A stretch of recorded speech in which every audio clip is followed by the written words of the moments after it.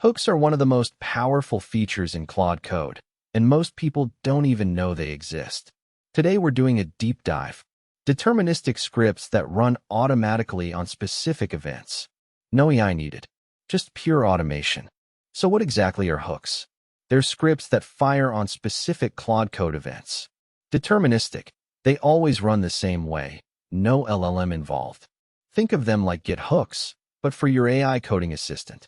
They intercept events before or after they happen, and you decide what runs. There are 9 hook events. Pre-tool use fires before a tool runs. Post-tool use fires after. Stop runs when Claude finishes responding. Subagent stop when a subagent finishes.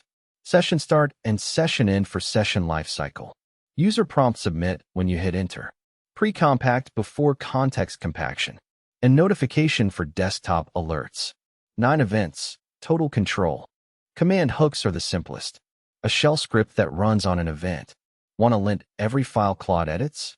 Post-tool use hook on the right tool. Run yes lint -- fix. Want to filter noisy test output? Post-tool use on bash. Pipe through grep.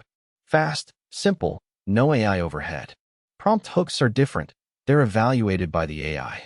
Here's the key use case: security validation.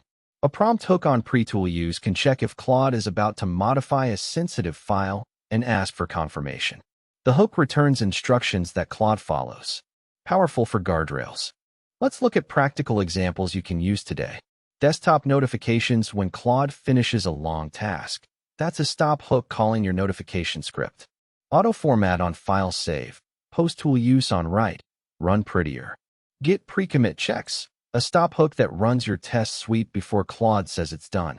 Real automation, real productivity. Recap. Hooks give you deterministic automation on 9 events. Command hooks for simple scripts.